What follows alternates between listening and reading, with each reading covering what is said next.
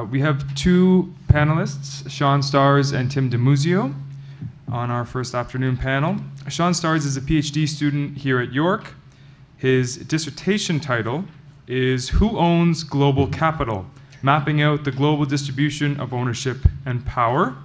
And he will be giving a talk on the rise of China in an era of transnational capital. Tim DiMuzio is currently a researcher at the Center for Excellence in Global Governance Research at the University of Helsinki, and he'll present after Sean, the title of which is Peak Oil, Global Finance, and Social Reproduction. So 25 minutes, fellas. All right, well, I hope you had a good lunch. There's some data appendices here. I have a lot of data to present to you this morning, and I'll probably whiz through it too fast. So hopefully the handout will help you follow along. Unfortunately, I only printed 20 copies. I guess I didn't think so many people would be interested in this conference. But yeah, anyway. So in the title, I say Rise of China, and China will indeed be my main focus today. But one cannot speak of the rise of China without also referring to the rise of Japan and South Korea before it, and also the wider East Asian political economy. And when we say rise, we're usually, it's usually relative to the current, or some would say past, global hegemon, which is the United States. And so I'm also going to refer to the United States a lot in my data. So, and as this conference has as one of its main concerns the global financial crisis, I shall not only speak about the decades-long decades-long rise of East Asia, but what I think are the structural constraints in the era of transnational capital. But I shall also highlight developments since August 2008, so since the onset of the financial crisis. Okay, so there are many facets, of course, to the rise of transnational capital over the latter part of the 20th century. But a key component is foreign direct investment. And a key component of that is cross-border mergers and acquisitions. So UNCTAD estimates that about 75% of FDI is cross-border M&As. So thus, I'll begin this presentation demonstrating, just showing you the explosion of both and their significance. And then I shall briefly talk about the export-led model pioneered by Japan, followed by South Korea and to a lesser extent Taiwan, and some of the unique difficulties faced by China, a late developer in this era of transnational capital. So, yeah, so I think the key difference, just so I guess preface the presentation, the key difference in the contemporary period with the current rise of China is that the United States government, along with international financial institutions such as the IMF and so on, and other key governments, and indeed transnational capital itself, are far less tolerant of the degree of protectionism that both Japan and South Korea and Japan still to this day, as I'll show you, employ to protect their infant industries, especially heavy restrictions on FDI. And so they did this to develop their indigenous technological capacity. Okay. And I then present data on developments since August 2008, focusing on mergers and acquisitions from the Thomson Reuters STC Platinum database and the corporate geographic ownership data from Bloomberg Professional. And ownership of U.S. Treasury securities. Okay. Yeah, so this is just to impress upon you the rapid expansion of FDI stock as a percentage of GDP. It really takes off in the mid-1990s, and which is, of course, when we had a string of international organizations. So, well, APEC started in 1989, and the Maastricht Treaty creating the EU in 1993, NAFTA in 94, WTO in 95, et cetera.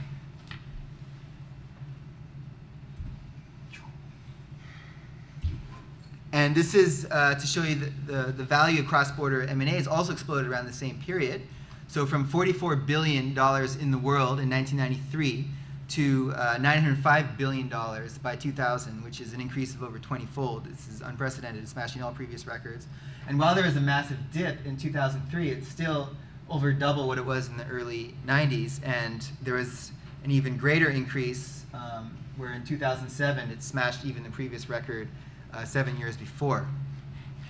Okay, so, and if we take a longer-term perspective on the importance of M&As, so according to Jonathan Nissen and Shimshon Bickler, this is in their 2006 study, but they refer to this in a lot of other works as well.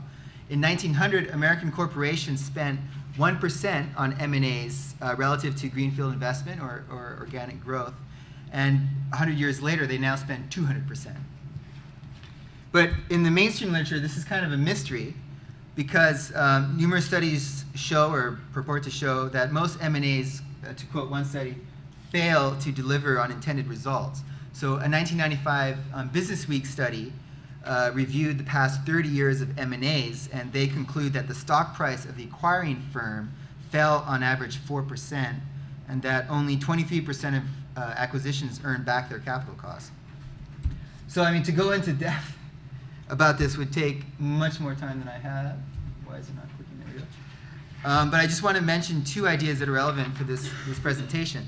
So taking the macro picture, again from Nissen and Bickler, this is from their recent book, but also again in earlier works as well.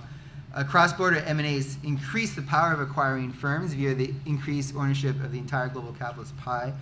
For example, they eliminate their competition by owning them with increasing concentration. They are better situated to control productivity, overcapacity, to control price wars, and just own a greater share of the global profit stream. And this is also following from Stephen Heimer right in the 1960s, who talks, maybe one of the first people to make the connection between FDI, M&As, and the expanding power of the acquiring firms. Second, another idea that I'd like to use is from Leo Panish and Sam Gidnan. So they argue that through foreign direct investment, corporations penetrate other social formations and become significant class actors within them, creating relations of dependency. So I think a good recent example of this is General Motors. So General Motors is home based in the US, and yet despite that, because of its decades-long investment, overseas investment operations abroad, GM is able to secure a bailout not only from the US government, but from the Canadian, German, Spanish, Polish, and Czech governments. So add these 2 points together, and at the heart of this story, since at least the end of World War II, are US corporations expanding abroad supported by the US state. But with the rise of East Asia, is this story changing? And it is to this question that I now turn. I'm just checking my time. Okay. So China's development, like Japan and South Korea's before it, is export-led.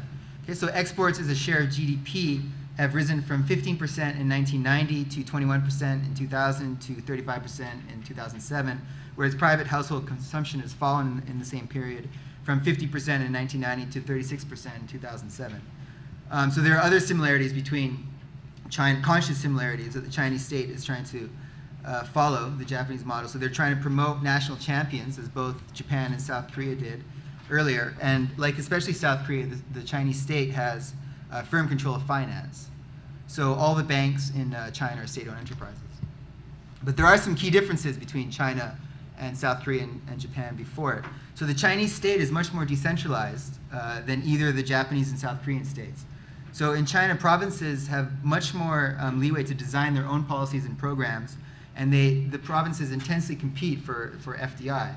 Prefectures in Japan had no such leeway. Everything was controlled from Tokyo, and the same thing in South Korea. Everything was controlled from Seoul. And so they compete for FDI and also contracts from the top transnational corporations, and they promote their own national champions. So each province especially the provinces on the eastern coast, promote their own national champions. So to give an example, there are about 120 automobile firms in China today, whereas Japan and South Korea never had more than about 10. Right? So the whole point of the developmental state model pioneered by Japan is to protect and promote a handful of national champions in key sectors in order to eventually compete internationally. So also,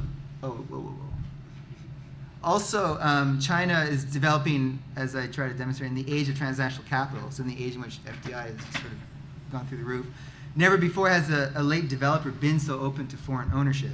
So in fact, Japan to this day is still, despite the fact that it's has the second strongest technological capacity in the world, is still to this day one of the most closed political economies to foreign direct investment. And so here I just demonstrate that. So we can see that the world average has steadily increased, which I already showed you, so that's the blue line. And just out of interest, you can see that during the Bush era, FDI stock as a percentage of American GDP declined and sort of stagnated. Anyway, so we can see that China started to open up very early on in the mid-1980s. So in sort of East Asian political economy, a watershed year is 1985 with the Plaza Accord, and where Ronald Reagan forced Japan to appreciate the value of the yen. So Japanese corporations went over to China and started opening up manufacturing plants, and American corporations did the same. So these are inward or outward stops? inward. Yeah. So yeah, and so note that South Korea only opened, so that's the orange line at the bottom, only opened up in 1997 with the East Asian financial crisis. So this is when the IMF and the U.S. Treasury came in and said, you know, you got to open up before we give you loans. And that's exactly what they did. And we can see that Japan, to this day, is still very close to FDI. It's less than 5%. And in Japan, actually, FDI is still characterized as the invasion of the black ship. So in 1854, Commodore Perry from the U.S. Navy, you know, went to Tokyo Bay and said, if you don't end your 200 years of isolationism, we're just going to bomb the hell out of you. And so 150 years later, you can still see the attitude that the Japanese have towards FDI. It's still a foreign invasion. Okay.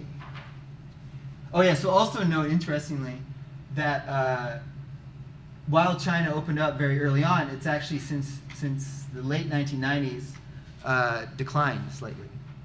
Although it's picking up recently, but it declined by quite a bit, actually. And maybe we'll refer to that in the question and answer period. I don't have time to get into that now. I just want to flag that in case you want to attack me. Okay. This graph is to emphasize how early on in its development China is opening up to FDI, so compared to South Korea and Japan. So again, interestingly, GDP per capita in current US dollars of the US is just nonstop upwards. But anyway, Japan really took off in the late 70s and has stagnated, you know, in the past 20 years. And if you remember, it still hasn't really opened to FDI significantly. South Korea started taking off in the late or mid 80s, and it opened up, you know, maybe 10 years later. China still is very relatively poor. I mean, its average income is still $3,000. Average GDP per capita is still around $3,000, and yet it opened up, you know, much earlier in the mid 80s. So the consequences of this early opening to FDI are widespread, but I shall give one key example, which is in the fastest growing and most important export sector of China, what the Chinese state classifies as high technology.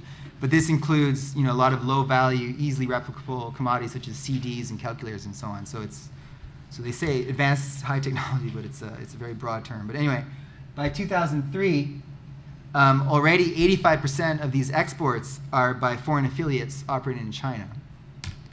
And other examples, from 1993 to 2003, the share of Chinese computer equipment exports by foreign affiliates rose by 74% to 92%, of industrial machinery from 35% to 79%, electronics telecommunications from 45% to 74%.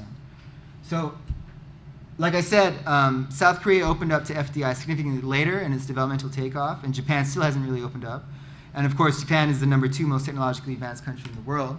But this point is important for a number of reasons, namely that such a high degree of foreign ownership of Chinese technology sector heavily constrains the transfer of proprietary knowledge and the most advanced technologies. And I mean, we can go into the history of how Japan took off. So I mean, like Toyota, for example, started off as a textile corporation in the 1910s and 20s, and they basically stole, you know, their technology from the Platt brothers.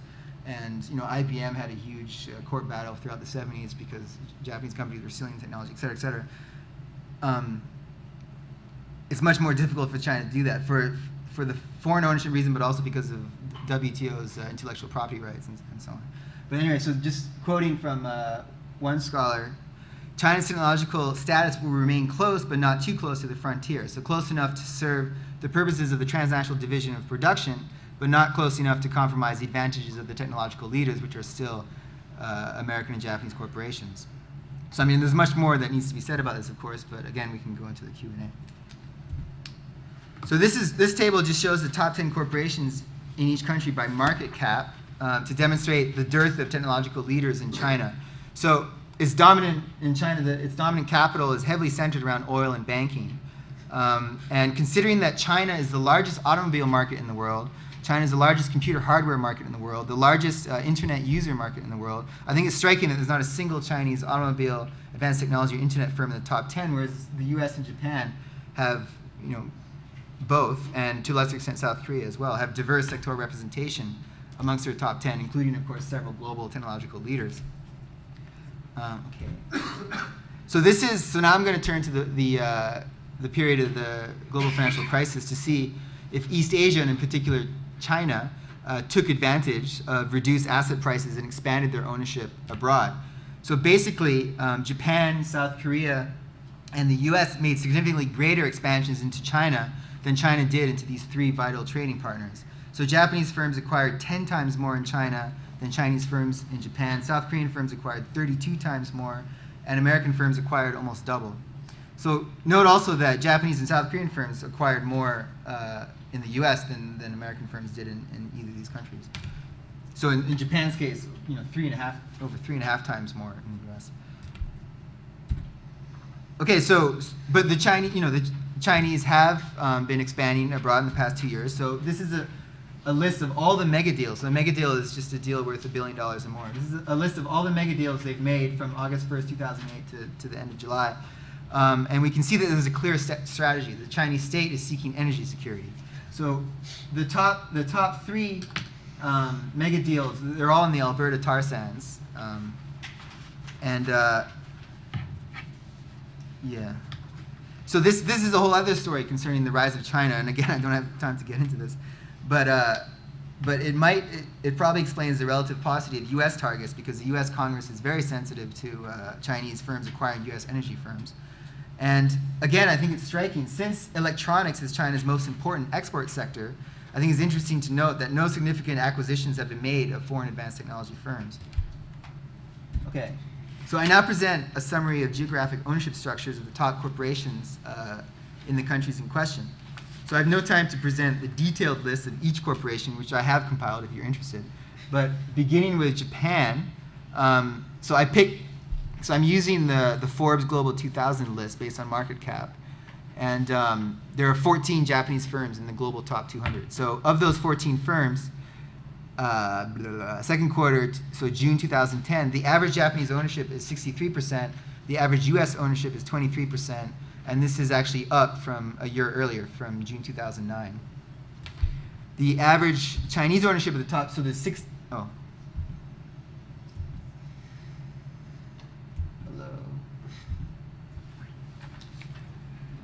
Okay.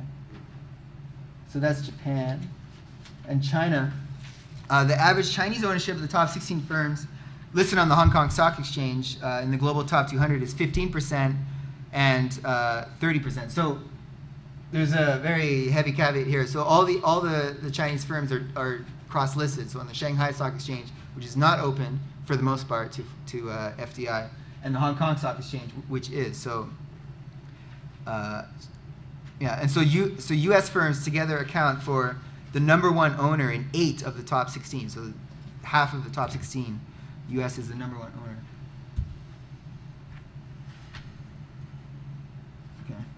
So for the top 10 firms, so the top 10 firms in South Korea is in the top 800, global 800, but South Korea is a much smaller economy, and I wanted to have a big enough sample, so I chose the top 10 firms. So average South Korean ownership is 61%, average US ownership is 20%. So I mean, the general picture I'm trying to give to you with these numbers is a very high degree of American ownership of key East Asian dominant capital. And so turning to America, there's 38 corporations right now, home based in the US, that are in the global top 200. And the average US ownership of this is 85%, which is up from 82% a year earlier. The second largest geographic owner, so apart from the US, is the UK with 4%, down from 9%. So US ownership of American corporations has gone up since the onset of the crisis. If we look at the rest, so the 62 firms in the top 100 that aren't home based in the US, the average #1 geographic ownership is only 56%, and the average American ownership is 45% of the 62 firms in the global top 200 that are not, or the global top 100 that are not home based in the US. So that means that American firms combined account for the #1 geographic owner in 58 of the top 100 firms. So Yeah, and so the average U.S. ownership of the global top 100 is 65%, even though most of them are not actually home based in the U.S. And so as a side note, I would just, perhaps a more accurate description of the much vaunted globalization of corporate ownership is the Americanization of corporate ownership, but that is another 10 panels, so let's move on. So what about the much vaunted massive Chinese ownership of U.S. state debt? Is this creditor status not a newfound source of power? And that's certainly what one would gather from the capitalist power framework. I argue not really. So the Chinese state is structurally bound to continue to buy U.S. Treasury bills so that the U.S. can continue to run massive current account deficits. And I think the EU is politically and structurally incapable of running the kind of trade deficits that the U.S. has been running for the better part of 4 decades, sure. So this, of course, this dependent relationship may change if China reverts back to domestic consumption-driven growth. But as we have seen over the past 10 years, that China's only deepened its export-led model. Okay, so this is, as I think we would expect from the structural dependence, the Chinese state has only increased its purchases of U.S. Treasury securities since the onset of the financial crisis. So it went from September 2008, it was about $600 billion, and it went up to $900 billion, which is quite an increase. And so I think it's a similar situation with Chinese ownership of the U.S. dollar, because when the dollar declines, China has to prop it up so that Chinese goods do not become too expensive. Okay, and I think in this relationship, rather than being a source of power, Chinese ownership of T-bills is getting the short end of the stick, because the average annual rate of return on FDI is around 15%, whereas the Chinese return on U.S. Treasury bills is much less. It's been less than 1% and close to 0 over the past 2 years, right? So China is probably paying out substantially more to American capital than it's receiving. So, let's see here. So in conclusion, I argue that because American capital owns such a sizable chunk of the Chinese economy, as we've seen with the M&A and geographic ownership. So I mean, I did a heck of a lot of graphs, and I had to cut a lot out, but from memory, there's one more startling thing that I really wanted to add. So over the past about 15 years, so America has been the #1 acquirer in China. So that's more than Japanese, even more than Hong Kong, which is incredible. So right now, the Hong Kong-China relationship or at least in 2005, was the biggest bilateral FDI relationship in the world, right? So because a lot of corporations from Shenzhen and Guangdong, they set up, basically a mailbox in Hong Kong and then reinvest money back into China it's called double tripping FDI, to take advantage of lax FDI policies and subsidies and so on. So a lot of that Hong Kong relationship is not actual capital based in Hong Kong investing in China, although of course a lot of it is. Anyway. And so because foreign capital owns and operates the majority of its most important sector, which is high technology, and because China is structurally constrained by its trade relationship with the U.S., I think that China, among other reasons, of which there are many, is rising in a fashion that seems to benefit most foreign, and particularly American, but also Japanese capital. Thank you.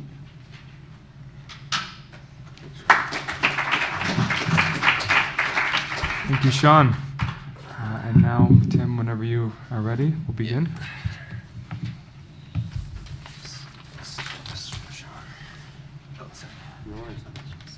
Yeah, this stopped working in the middle of the presentation. The mouse? The mouse stopped working. No, it freezes up if you don't use it for like more than 10 minutes. Okay. So we just This. Cool. We'll just line up if you want. Yeah, sure. Cool.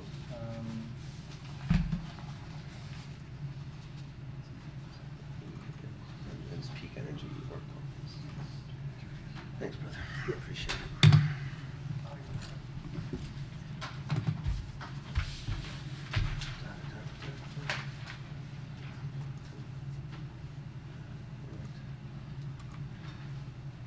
Okay, so the title for my talk has changed somewhat today to Peak Energy Capitalization and Social Reproduction.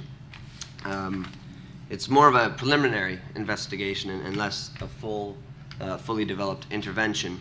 Nonetheless, I hope we get somewhere. I'm going to start us off in German forest with the radicalization of Karl Marx. Many of us probably know that Marx starts out essentially as a journalist. And one of the things that really concerns him when he's writing is these debates on the laws of the thefts of woods. Now, of course, he's really engaged with Hegel at the time, and he hasn't really developed any understanding of political economy. Why these debates are essentially important is because the peasantry was being criminalized.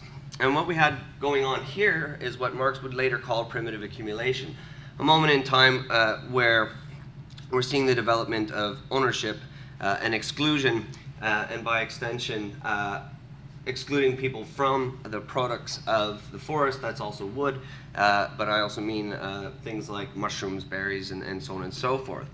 Now, what's interesting here, to my mind, is that already we have a connection in Marx that he doesn't necessarily recognize or realize, and that's the connection between how integral energy is to social reproduction, and in this case, the social reproduction of the livelihoods of the people who need access to the forest for, of course, energy to make food, to build their homes, and so on and so forth. The second event in the German forest is in 1849, where Jonathan and Shimshon kind of trace where the first systematic rules of discounting were figured out by German foresters. And they were the only ones really working on these problems. The interesting thing here, to my mind, is that these foresters are essentially concerned with conserving the forest because it is a main, not just a main source of profit or an income stream, but also because we're still here in a wood-based economy. Right? We're starting to see a transition to German industrialization and the use of coal, but we're still predominantly in an era here where wood is the major source of fuel. So just as a way of beginning, I really think that these two events that occur in the German forest are very important because it ties together three things I want to talk about today: social reproduction, capitalization, and the question of energy. So just to give you my outline, I'm going to start with my basic arguments. I'm going to talk about the literature that I'm addressing, which is in IRIPE, and talk a little bit about ontology and material capabilities and how that's understood within the literature. And then I'm going to argue for the importance of energy, not as something to be tacked on to analysis, but something that should be integral. That is to say, I'm going to argue for the importance of energy as an ontological category, as a starting point. Okay? And I think that's going to lead us towards a new periodization of the global political economy, if you like. I'll talk about fossil fuels and the relationship to the rise of capitalization, not just as a process, but as the level or degree, if you like, of capitalization in the world. And I'll talk maybe briefly about some of the institutions that undergird capitalization. And then I'll just make some tentative conclusions. So just to begin with the basic arguments, the first is I think that energy should be taken as a fundamental ontological category in our narratives and explanations of history and the future of the global political economy, because it undergirds all forms of social reproduction. Okay? And both enables, of course, and constrains forms of collective agency. I think, again, this leads us to a different periodization, where we could actually periodize the global political economy in three ways. The first, the era of pre-fossil fuels, the era of fossil fuels, and then a post-carbon age. This sounds a little bit similar to saying a pre-industrial society, an industrial society, and a post-industrial society, but there's reasons why I think that characterization is kind of wrong. We can get into that if you like later. And then, I don't know why it's doing this. I'm going to argue too that the explosive growth in capitalization and forms of globalized social reproduction were actually made possible by the exploitation of these non-renewable fossil fuels. What that means is essentially this era is transitory, it's exceptional, and probably the rise of capitalization is also transitory and exceptional. Now, the literature that I'm addressing in IRIPE, there has been quite a lot of talk about ontology and material capabilities, and there's maybe a general consensus or agreement that ontological commitments inevitably lead to epistemological, methodological, and theoretical consequences. So again, it matters what we believe exists in the world, what properties constitute the social world, if you like. And we could probably paraphrase Robert Cox and say that ontology is always for someone some theory and some purpose. So it really matters where we start our analysis from.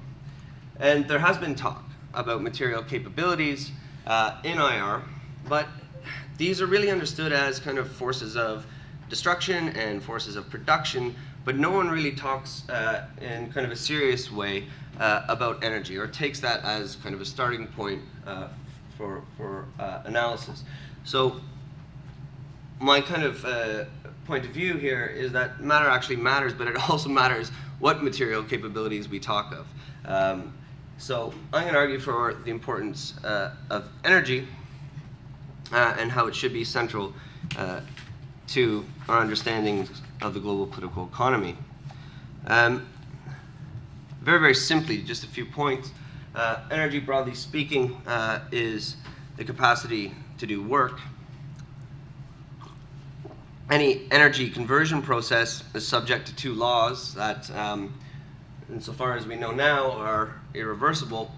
Those two laws of thermodynamics: energy can neither be created nor destroyed in any conversion process. And then the second is that there is always energy loss when you're converting one energy to another form of energy. And this is essentially the law or the principle of entropy. Things break down, and that's spontaneous. So you build a road, the road will eventually break down, and the only way to repair that road is to throw more energy at it.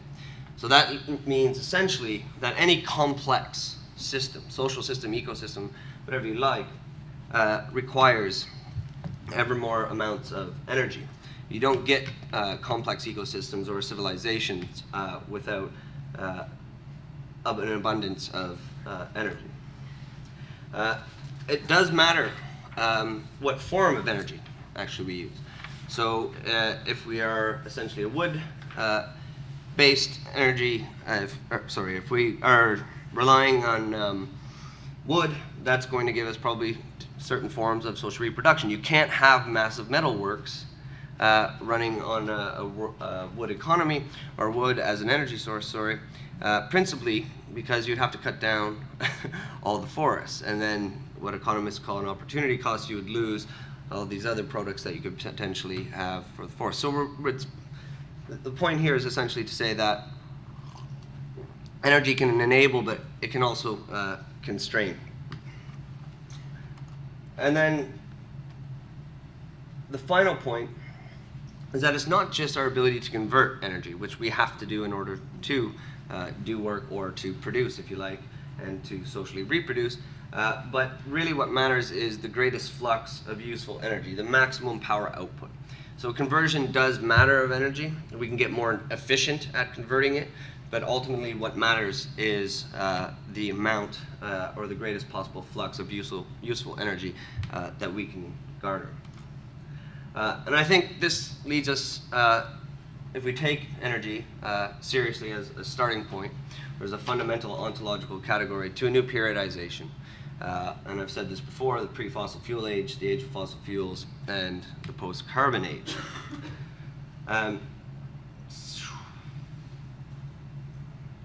So this is just very quickly to show how we've gone from societies that essentially use low amounts of energy to now very high energy intensive forms of social reproduction. Of course, there's energy inequality in the world, and the West essentially consumes the majority or the lion's share of it, if you like.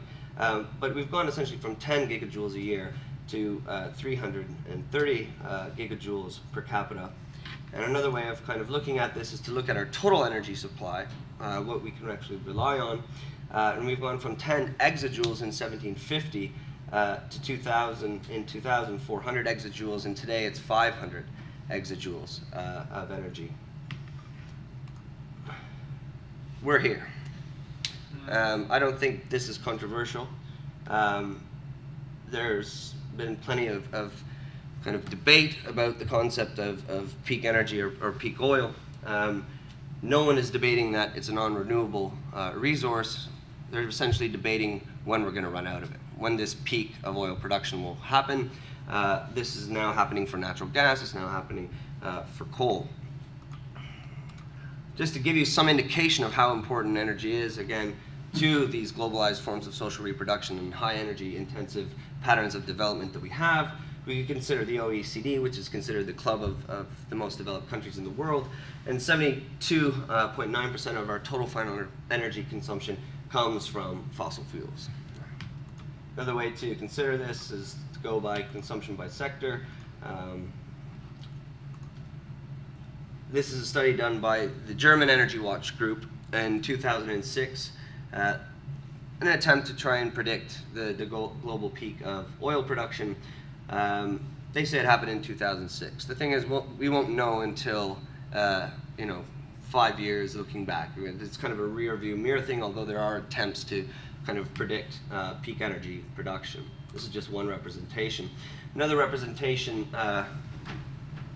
of the same phenomenon is to look at consumption in relation to past discoveries and anticipated future discoveries. And you can see that the projection is not very nice, essentially, to contemplate. Just to give you a few other indications of the magnitude of our addiction, of the total, the world's total energy supply, where we get our energy from, is dominated wholly by fossil fuels at 81.4%. We've increased that even since 1973, when we had the initial price spikes that should have really signaled to us to move away from this type of energy intensity, or energy reliance, if you like. And of this, oil makes up the largest share of total final consumption in both 1973 and 2008 at 48.1% and 42.6% respectively. The other thing that I think is interesting to look at to show how central oil and gas is to our everyday lives is to look at the capitalization of the industry. This is a graph from 2001 to 2010. I used data from the Financial Times Global 500, which is a list of the 500 largest firms by market capitalization. And you can see that there's been a growth rate of about 186% in a 10-year period. The other thing I put on the graph, just kind of for fun, is the total market capitalization of renewable energy firms, those listed on the exchanges of the world, which is about 196 billion in comparison to around 3 trillion for the oil and gas companies. And I think from a perspective of capitalist power, it's kind of indicative of how investors view the future, how they anticipate the future. And right now we can see, though the seeds of capitalization are growing for renewables, we're nowhere near seeing we're nowhere near a period where investors are seriously considering renewables as an alternative to fossil fuels. That's just one indication, of course. The other interesting thing, though, is, of course, oil and gas, most of it is owned by state-run oil and gas companies. They're not listed on public exchanges. Global Financial Times did this study in 2005 of 150 firms privately listed. They asked McKinsey, can you value these firms as though they would have a market capitalization? McKinsey did this, published the list in 2005 in the Financial Times, and if we actually add the valuation of the state-run oil and gas companies to the market capitalization of the oil and gas firms here, you get a figure of about $7 trillion. No sector of the global political economy is larger than that. And now I just kind of schematically, I want to make the argument to you that, and it can happen in very complex ways. And again, this is just kind of schematically speaking, that the explosion of capitalization that we've seen in say, the last 100 years, when it really starts to take off with the development of stock exchanges and the proliferation of states and state debt and so on, is really tied to fossil fuels and our use of this surplus energy. So if we look at the outstanding securities in 1910, we have a value of about $58 billion of every single security in the world. Right? A total kind of capitalization of all publicly listed firms on the stock exchange of the world and government debt. Now, current global public debt is about 40.5 trillion. If we look at all outstanding values from the global bond market, we're about 91 trillion. Most of that is state debt, right? But the rest are corporate bonds. And then if we look at market capitalization, it's about 50.2 trillion, and that's from the World Federation of Exchanges, which has 52 exchanges participating in it.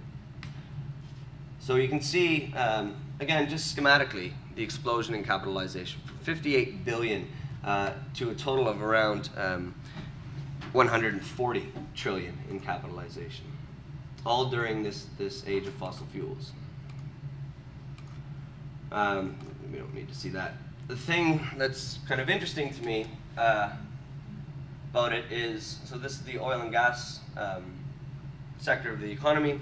According to the Financial Times, there's 37 sectors, or the global political economy can be broken down into 37 sectors. And it's not just that oil and gas is the most heavily capitalized industry now, and that can change, right? Capitalization obviously does change over time, but there is a correlation between the rising price of oil and the capitalization of these firms, or the value of these firms. And if it is the case that oil and gas will continue to increase in price over time, one might expect this capitalization to go on rising. It's not definitive, but one could expect that. But the other interesting thing, to my mind, is how all these sectors are interconnected. So if you take something like general retailers, we're talking firms like Walmart, Kmart, and so on that have global supply chains and global distribution networks that rely on fossil fuels for their transport, to take things on cargo boats, move them to ports where they're loaded onto trucks and taken into the interior of countries, right? And the question, to my mind, is what actually happens to the other sectors and their capitalization once the price of oil and gas skyrockets, right? And I think we did actually see some indication of that during this global financial crisis, which everyone thinks it was caused by the kind of subprime crisis in the United States. And some analysis has been done on this, but kind of it's not really been the central narrative or story. But some people are looking at, well, actually, the trigger might have been the rise in the price of oil, which increased 500% from 2002 to 2008.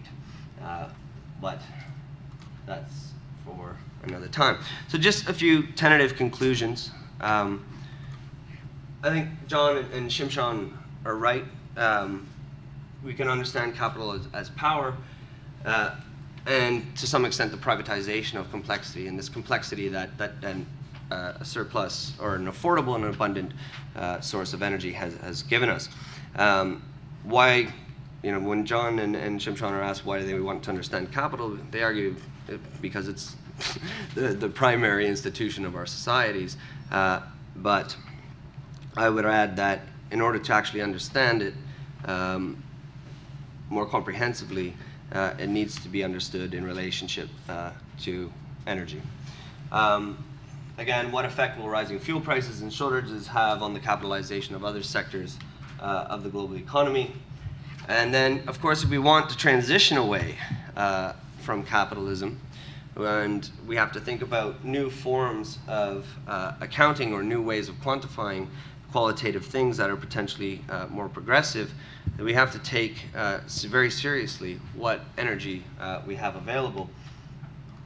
And then the last point, I think there could be much more research on the institution of money and its connection with our energy sources. So why do we move, for instance, from a gold standard to fiat currency and so on and so forth? And I think there could be some interesting research on that. So thank you very much. Thank you very much, guys. Okay, we have approximately 40 minutes for questions. We have plenty of time. So would you guys just like to receive questions directly one at a time? Sure. Sure. Okay.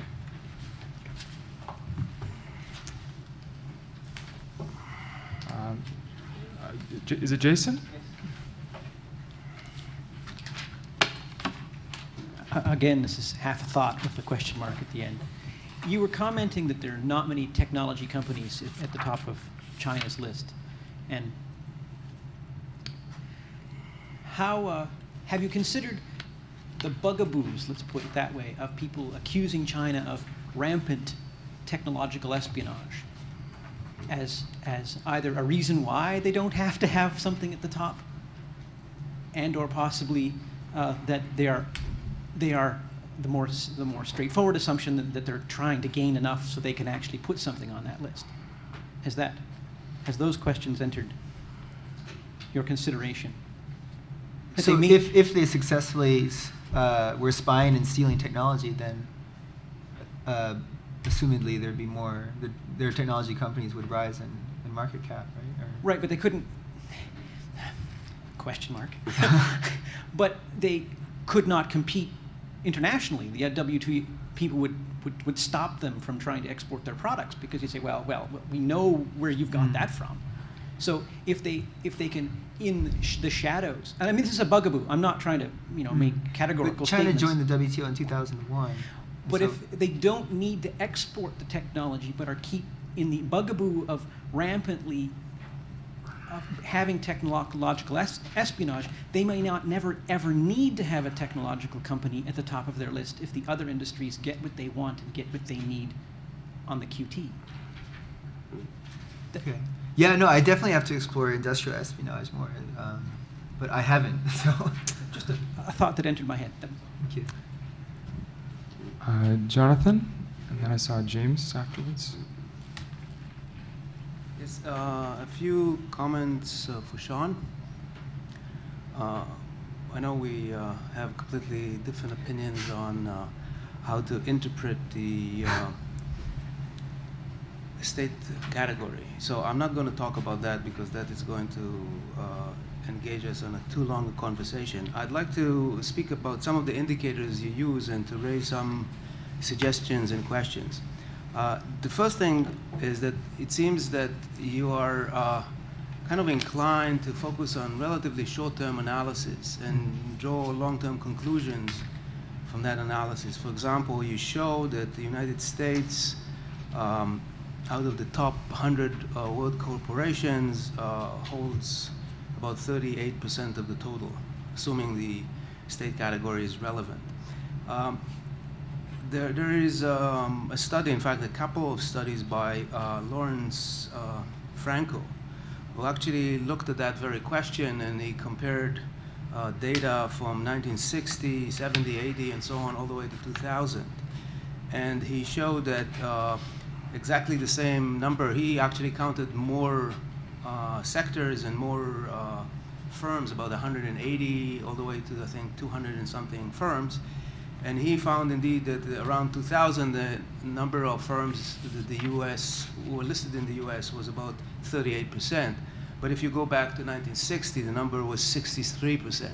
So the major decline over time, although in the past 15 years, the situation of US listed companies remained the same. And we see it in different categories. In an article that we published this year, Imperialism and Financialism, a story of a nexus, we document different indicators. And if you look, for instance, on the overall share of foreign assets owned or registered in different countries, you see the US being around 40 or 50% during the 1950s, falling to something like less than 20% presently. But for the past 20 years, it's been stable. If you look at the share of profit of firms listed in the US, including their foreign subsidiaries, the numbers fall from about 65% in the 70s to something around 30% now. So it's really important that you take, I think, a very long-term perspective on these questions, because otherwise you might basically conclude, hey, it's very large. I've looked at 20 years, and that gives me a retrospect. But we're talking about epochal changes here. So that's one point. The other point is that you give information about FDI data, which you take from UNCTAD and from the World Bank and so on. But these data could be extremely misleading as far as ownership is concerned, because once capital becomes vendible, it takes the form of FDI as well as portfolio investment. The difference between them is really a matter of size, you know that. And just an example of something I do know, you give the number for Korea here on chart 3. The current percentage of FDI stock to GDP in Korea is about 15%.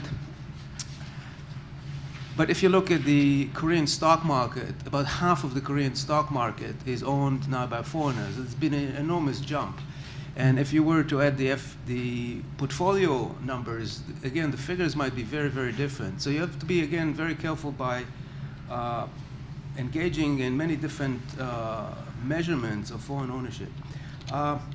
Thirdly, the issue of corporate size. You show, for example, in Table 2 that China has put in, again, it's a single snapshot, so I'm not sure exactly what it means, but just referring to those numbers, China owns in the US or makes an investment in the US of $3.2 billion in that particular year, and the US made double the investment of 6.1 in China. But of course, you have to take into account the relative sizes of these two political economies, and China in dollar terms is so much smaller than the US. So this is another thing that you have to put in context, and again to historicize it, because a snapshot gives you often a very misleading information. The last point I'd like to make, and to keep it brief, and you don't have to necessarily, you do not necessarily have to answer these questions, just comments. You mentioned Hong Kong mailbox investments. Firms are listed in the Hong Kong, but really they're not in the Hong Kong, they're just listed. It's the same thing about the US. A lot of firms are listed in the US, but the ownership are elsewhere. And looking at Bloomberg and where those owners actually reside is actually quite meaningless. Knowing the nature of corporate ownership, it's usually built to some sort of a pyramid, the origin of which you cannot identify. So many of the firms that actually are built into that ownership pyramid are straw firms, and the ultimate owners, the residence of which is quite irrelevant. So again, this is something that I think you should be very careful before drawing those conclusions, because they're very easy to undermine with these type of critiques. Sean, did you want to respond to these points? Okay, I took a few notes. Can you give me one point that I should respond to? Yeah. Because I can go on for. Okay, let me just. The first is the temporal thing that. Yeah. The temporal thing that you look at a snapshot, and even 20 years is not enough. Second, that you look only at FDI and not an overall foreign investment. Third, that you don't take into account the relative size of the countries you're looking at often. And thirdly, that when you deal with ultimate ownership, you rely on formal data. And we know from the discussion of the corporate ownership and control literature that this is the most dubious way of approaching the final location of ownership. You have to be very careful to convince yourself that what you see as the kind of the registration of the first owner is not necessarily the last one. And especially the United States is a very important place for owners to register, although they might be anywhere. Mm-hmm. Yeah, so in terms of it being too short-term, yeah, I absolutely agree. But the problem with Bloomberg data, for example, is that they destroy their data every year. And so I can only go back 4 quarters. So I started taking note of these ownership structures 2 years ago, and I'm going to continue doing that, I guess, for the rest of my life. But so I'll build that database. But yeah, so I have been told that there is possibly one database that I might be able to go back to 1997, but that costs $8,000. So I'm gonna look into that. The mergers and acquisitions data from Thomson Reuters goes. In the presentation, I went back 20 years. Some of them I go back 30 years, but that's more of a conscious. So Thomson Reuters data goes back more than 30 years, but cross-border mergers and acquisitions were really insignificant up until, I would say, the early 90s. But the time question is about the share of American ownership and Mhm. overall population. So what I was suggesting is that if you go back to the post-war period, just in the 1950s, and compare the 1950s to the 2000s, you have a relatively meaningful half a century Mhm. to compare. Okay. And if you take that, the drop in U.S. Absolutely, listed yeah. firms is enormous. The drop in Absolutely. profitability share is enormous. So relative to the rest of the world, but I mean, the thing is that, so we have a very different conception of nationality in the state and so on. So there, from my perspective, there, so while the U.S. Profit share relative to the rest of the world has dropped quite drastically, there's been many, many more national competitors. And so to me, say in the 1960s when I can't remember. Let's just throw some numbers out because I can't remember exactly what they were. So let's say in the 1960s that 60% of global profit was from American firms, but there are only, let's say 10 other competitors that are of serious note. But now there's 30, 40 competitors. So I think we also have to look at relative to how many other competitors there are. And so the question is, so if these other competitive, the emerging markets, et cetera, can band together against the U.S., then it's very significant. But then we have to look into treaty and alliances that the U.S. has in sort of a hub and spoke, divide and conquer system across the world. So I mean, Japan, for example, is heavily dependent on the U.S. So I mean, despite the Democratic, what's it called? The Democratic Party that got elected last year in Japan, I mean, one of their main platforms was to de-link from the U.S. and try to kick out the U.S. military and integrate more with China. I mean, the prime minister had to resign within less than 7 months or something because I mean he just couldn't. I mean he couldn't even move the U.S. bases to an uninhabited island in Okinawa. So I mean the amount of control that the U.S. has in Japan, in South Korea, in the UK, in a bunch of other countries, I think limits the capacity of these other countries to bind together. So that's one point, and there's plenty of others. So the question of residency as being irrelevant. Well, so I mean, again, we have a different conception of the importance of nationality. So many of these American firms with high ownership structures and other firms such as Goldman Sachs and so on are used by, for example, people in the oil exporting states. They park their money in Goldman Sachs, especially in London. So one way I've tried to get around, so I can't go into the ownership structures I can't go into the client list of these financial firms because it's proprietary information. But so one way I've tried to get around that is look at the list of billionaires and try to complement the dominant capital category with the notion of dominant capitalists. So to say that dominant capitalists are the billionaires of the world. Right now there's about 1,040. And last time I checked, which I think either 2009 or 2010, over 40% were American citizens. Now again, you think that's irrelevant. I don't. And that's a very long discussion, I guess. The question of portfolio versus FDI, if we're talking about power and control in a society, I think it is more of an arbitrary statistical mark. So I don't know if foreign ownership of the Korean Stock Exchange is quite 50%. Last time I checked, it was 30 something, but maybe in the past few years it's jumped up to 50. Okay, but I think it's different when GM invests in South Korea. So when GM bought part of Daewoo in 1998 or 9, I can't remember exactly when, and when Ford increased its investment in Kia, it's in terms of social power and control in South Korea, I think this is these corporations have much more control than hedge funds who invest less than 1%, 2%, 3% ownership in Korean companies. So I mean, I think the distinction between short-term portfolio movements and long-term FDI is still useful if we're talking about ownership and power.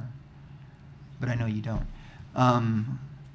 Should I go on, or should I'm rambling on, or should we go on to the next question? Well, sorry, I saw James's hand, and then I see 3 more. Okay. Well, maybe our questions overlap a bit. I have a million of them, but I'll just quickly say 3 of them. So I guess my questions are all towards Sean. And I guess I was sort of interested in trying to understand the conceptual apparatus that underlies your research, in a sense. Because you have the data, but then I'm curious, what were the questions, even in the first place, that made you investigate those particular data? So my first question is then, what do you mean exactly by transnational capital? And how is, say, transnational capital different from just, say, capital, or national capital or international capital? And my second question is, you did a good job of presenting the sort of, to some degree, the economic process underlying the rise of China. I mean, there was a lot of stuff, like class relations and so on, that weren't discussed, but that's in a whole big discussion. But I guess what I'm curious, I mean, there's a lot of questions flying around about what implications the rise of the Chinese economy has for the global distribution of political or interstate power. So in that case, I'm also curious if you think, say, American capital going into China also to some degree with it might bring the authority of the American state in the space of China too. And the last question is, you're talking about looking at Asia as a regional phenomenon. You can't look at, say, China without looking at South Korea, Japan, etc. And of course, this is all tied into the US. But from my very limited understanding of these things, it seems like China's also been doing things like investing in oil resources in Africa and importing primary commodities from South America. So I'm curious to what degree we might need a global analysis rather than just a regional analysis to understand these processes. So my basic question is the rise of China challenging American hegemony? And so that goes into your third question, I think. How I define, and so my answer is no. How I define transnational capital, I'm just taking, so UNCTAD, which is the United Nations Conference on Trade and Development. So just their definition is if a corporation has operations in another country, it's a transnational. So, and so I tried to show how since the mid-90s, the level of FDI stock as a percentage of, as a proportion of GDP has just sort of shot up. So in other words, corporations are investing more and more abroad in other countries and becoming a class actor in these countries. What was your third question again? Well, I have another question based. I could just one question based on that. Oh, sorry. I just one thing. I don't want to give the impression that the U.S. state and U.S. capital are dictating everything to the rest of the world, including China. I mean, we have to also consider the self-interest of many Chinese firms, right? So I mean, China has been exporting through development.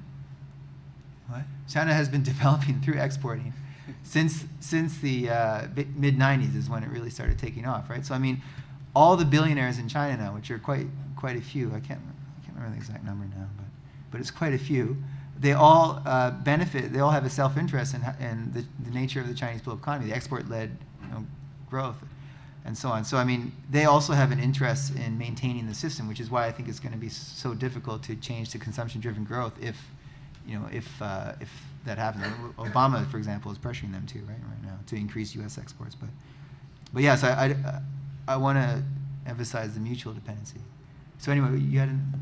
Oh yeah. Well, I was curious about your concept, how you're using the concept of capital. Like we were talking, I mean, kind of in some of yesterday's session, there was, say, the idea of the Marxist idea of capital as sort of this process which goes through different forms and has different moments as it shapes things. And then you have the concept of capital as finance and only finance. Mm-hmm. So my question is, if you're looking at foreign investment in terms of like actual corporations going from one zone to the other, would you then adopt the Marxist concept of capital? Would that be?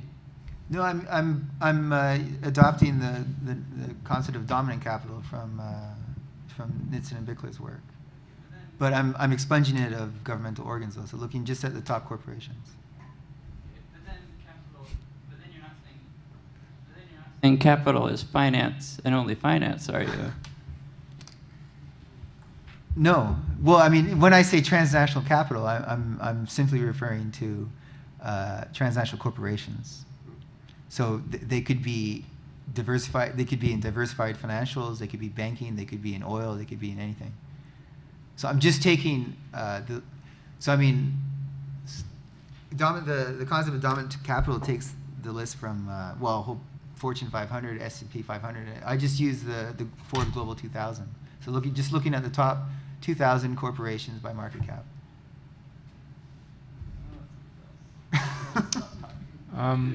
So I saw, just in order of how I saw you, I saw Andrew, then Randall, then Eric, and then Jungchul now. This is for Tim. Could you put up that slide again with the market cap from oil and gas? Mm-hmm.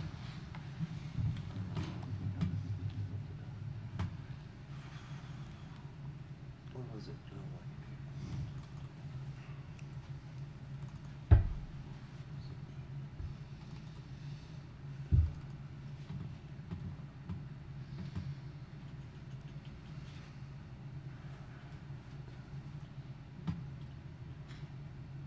Yeah, that one. So here. No, the one that had the list of all of the various sectors. Oh, right. Yeah, sure. Mm-hmm. Yeah, that one. Okay. Well, I do NGO stuff around peace, disarmament, and so forth. So what immediately jumped out at me was the comparison of the oil and gas sector and its market cap and aerospace and defense. Mm-hmm. Because really what that is weapons manufacture market cap. Mm-hmm. And if you're thinking about a general theory of capital is power and capitalization is power, first of all, is that an apples and oranges comparison? You went out and incorporated the state-run oil companies and how they were capitalized. Is there any way you could do the exercise of capitalizing the what military force really is out there, the vast capacity to exercise that force? What is meditating whether you can or can't do that tell you? And particularly, in this context where the system is in crisis in part due to energy limits, how do you conceptualize the relationship between energy as power, state force as power, and capital as power in a way that is useful? Thank you for your question. I think the way that I would probably approach it is to say really the first major institution that is capitalized is the state. And we could use even a Weberian kind of way of understanding it to say, well, what is this capitalization? Well, it's a capitalization of a monopoly over the means of force, right? So, I mean, from this point of view, obviously investors are capitalizing the state's power not just to tax its population, which it of course has, but to affect, as Jonathan and Shimshon would say, broader social processes, right? But that happens in different ways, and I guess you would have to look at different states and their level of capitalization, but the real capacity. So the two states with the largest amount of debt, the United States and Japan, they're capitalized for very different ways. Japan's essentially demilitarized, right? Well, no, it's not totally demilitarized, but you know what I mean. it's not, it doesn't have the military capacity that the United States has or other states. So I guess I would start from that kind of point of view or that kind of perspective. And then, of course, you could say that in this era that we have the privatization of violence, so a number of other firms that are publicly listed on stock exchanges, they're generating income streams, and their income streams are being capitalized. Now, a number of these firms are, of course, private, though, right? So they're not listed on publicly listed exchanges. Now, the relationship between energy, state, and capitalization, broadly speaking, I'll have to think about that some more, actually. But thank you again for your question. Thank you. Randall, I had your question next. Thank you very much. I guess my question is back at Tim, although I really enjoyed the first presentation. I mean, I kind of am more or less right there with you at the end, that when you go through the various ways in which China is integrating and is integrated with the global economy, most of them, to my mind, can be measured quite equally as vulnerabilities as well as kind of charging dynamos. And in fact, where you end, or the point that you make on the reserves, I mean, I would reach out to Susan Strange's old kind of argument that I mean, the one country in the world that can print that doesn't need reserves is the United States. Everyone else has to earn them, and that's clearly a sign of I think vulnerability. But it's to Tim really that I want to ask the question, and I guess two quick questions. Mm-hmm. One is I would really be interested in, given that your argument about the kind of the way in which the global economy is going to have to take in step higher oil prices, and this is going to have some fairly profound structural effects. Can you give? I wonder if you could offer us a reflection on what higher oil prices mean for the degree of globalization that we see, and whether one might intertwine that with some of the consequences of the financial crisis to maybe point to a retardation, if you will, in the degree of globalization. So that's one set of reflections I'd like to get. The other one is if you might offer, I mean, right up there you've got 45 publicly listed oil firms plus state-run oil companies. I wonder if you might offer a comment on the extent to which states, if we could actually think about them as marginally separate from private actors, the extent to which state control over oil provides them with leverage and some authority / even power that gives them some command over how they're going to engage with economic restructuring. And it seems to me to empower some states and not others. And therefore, the kind of conflation of oil or energy with capital, I kind of wonder how, is that watertight, that kind of conflation? Mm-hmm. Thanks. Thank you for those very thoughtful questions. There's been quite a lot of work on the question of peak oil and what that means for the global financial system or the global economy, broadly speaking. This work isn't done from the point of view of capitalization or from the theorization of capitalist power. That said, there's a really good book. It's very short. It's written by a former guy who worked at CIBC, Jeff Rubin, Why Your World is About to Get Much Smaller. So that's kind of fairly well established. No one knows essentially how this will shake down, right? But the fact that we will probably go to a less energy-intensive form of social reproduction and to more localized patterns of development, exchange, trade, and so on and so forth, is probably I mean, if I was a betting man, and I am, I would bet on that kind of a scenario. When that happens and how it happens, that's a separate question that I don't feel necessarily too competent to answer. The other thing that I think is interesting, because you started by talking about the rise in the price of oil. Oil is primarily dominated denominated in US dollars. And during this 500% increase from 2002 to 2008, there's something, I think, the last figure I saw was in 2006 by the New York Federal Reserve of how, I think it was something like 1 trillion petrodollars that were recycled. So the question becomes now, because the majority of oil and gas is owned by state-run companies, what are they doing with that money? Well, you know, if you go to Dubai, you know exactly what they're doing with that money. You know, they're building luxury resorts and all kinds of things to kind of be a playground for the rich.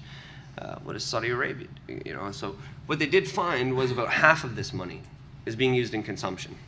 The other half is being recycled into state debt, U.S. government bonds, and so on and so forth. So the question also on the level of firms, what are they doing with it? That's a little bit more difficult to tell. I mean, are they investing in more advertising to promote oil and gas consumption? Are they using it to do more exploration? Are they buying back their shares to increase the value of the shares? And there's evidence for all of these things, but I haven't looked at it in a very comprehensive way yet. So it's going to be very important what happens to those windfall profits over time. And it is increasingly important even now at oil, you know, where oil is stabilized at $80 a barrel. Now, insofar as conflating energy and capital,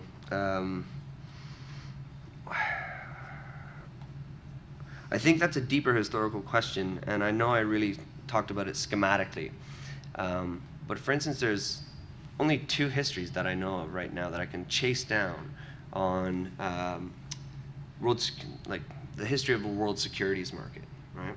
And these histories were written very recently, in the last 3 years. And the interesting thing is, going through it, it's kind of a nice narrative of the birth of stock exchanges and central banks and so on and so forth. But there is no question of energy and how that underlies. And one could probably make the argument that a number of the institutions that do become capitalized over time. So for instance, joint stock companies that were involved in long distance trade. And this is essentially the capitalization of wind power, the ability to build these massive boats, which are predominantly made of wood in, say, the 1700s. To have those built, sometimes, you know, took 2 years to build one, lots of wood, lots of manpower, so on and so forth. Build the masts and all these other scientific discoveries like navigation and so on and so forth. I mean, that to me is, you know, once these become listed on exchanges, it's the capitalization of wind power. Just like the German foresters are really concerned with not just an income stream, but preserving that. And so they have a kind of a way of mathematically trying to formulate this to preserve the wood, but also to generate an income stream. So anyways, I'll stop there. Okay, thank you. Eric?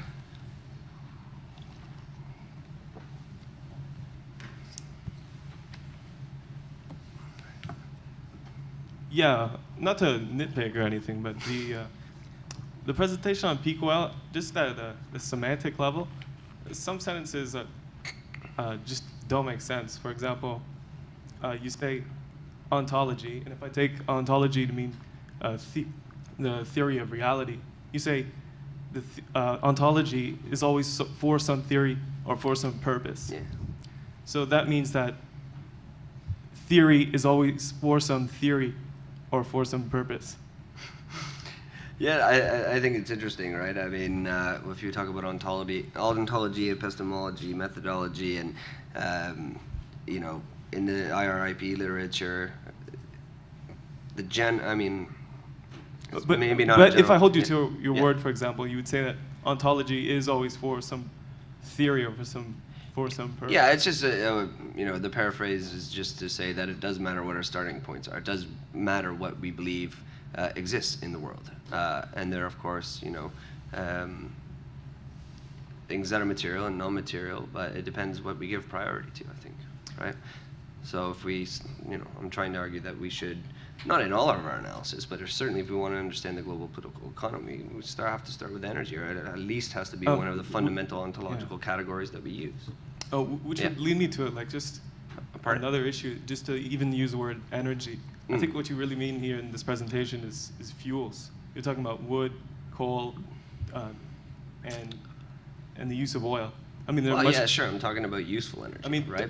Just to talk about social reality without energy is like to talk about humanity without air. I mean, it doesn't really make sense. Absolutely, but I think in a lot of analysis, it's not even there. I know it's something that's totally taken for granted. You can read all kinds of histories of the global political economy, and there's no mention sometimes of oil, or if it is, it's just kind of a junk. Yeah, we use this stuff, right? It's not really integrated into the analysis. And what I'm saying is I find it more convincing if you tell me a story of the rise of capital connected to affordable and abundant sources of energy, right? And here I'm sympathetic. Yeah. And one thing I find identified though, and although say like mainstream media were initially averting or trying to avoid the issue of peak oil, it's often been cast now, and most people will just acknowledge, well, yeah, it's a scarce resource, which is not actually the issue. And we just have to be careful to differentiate, I think, when we talk about peak oil. It's not that there is a scarcity of oil. Everyone knows that. And in fact, there's plenty of oil. It's really about the production of oil and the refinement.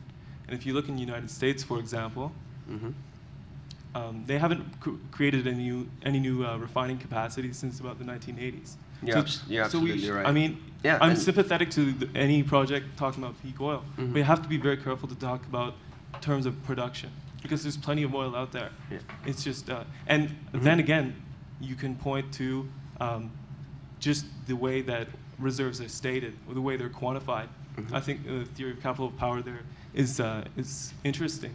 So, for example, if you look at the Saudis, just the control over how they report their current reserves, their current holdings, has huge implications for any oil firm operating in those fields.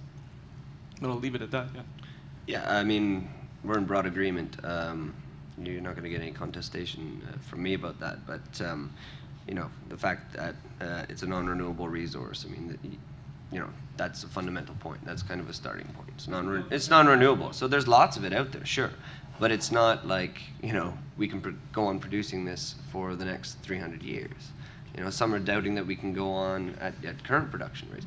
And you're right about refining capacity, and that's political. It has to do with, the price of oil, limiting markets, creating artificial scarcities. You have to be absolutely clear here, because this is about peak oil, and everyone who's written about it is about production rates. About rate of production. And you're talking about the scarcity of oil.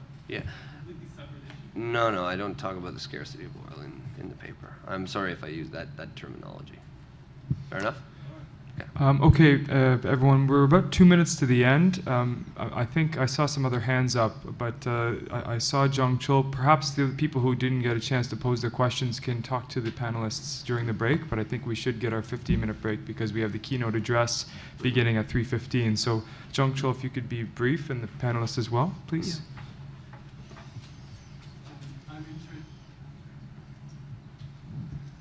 I'm interested in how you develop ontology of oil in the future. Actually, I think oil is not just material; it's just the resource. It symbolizes a modern ontology of a certain ontology. When I look at the oil, I can find something how modern people obsess with the idea of automatic. Actually, it's car. We call car as an automobile. We believe that the car is move by itself. But we found that oil betrayed this idea of automatic. And then people, America need to attack the Iraq to grasp the oil. Actually, because I'm interested in the ontology of modern money, earlier modern money, I found that I look at the 17th century England. There is a certain idea, modern ideas begun to theoretically systematize. For example, matter in physics, and idea of person in philosophy and politics, and idea of devil in Protestantism. I think the idea of machine and idea of automatic has a certain common similarity with those ideas. In that sense, we can develop the ontology of oil in the future? So I'm interested in how you develop ontology of money in the future. Well, that's a very good question, Young Cho. You got me. I have no idea right now. It's probably something that I may eventually get to. I think it's a very, very interesting question, but I could only give you kind of preliminary remarks, and I wouldn't be convinced with those preliminary remarks necessarily, so I'll probably not say anything. Thanks. Okay, well, thank you to the panelists for great talks and to the questions as well.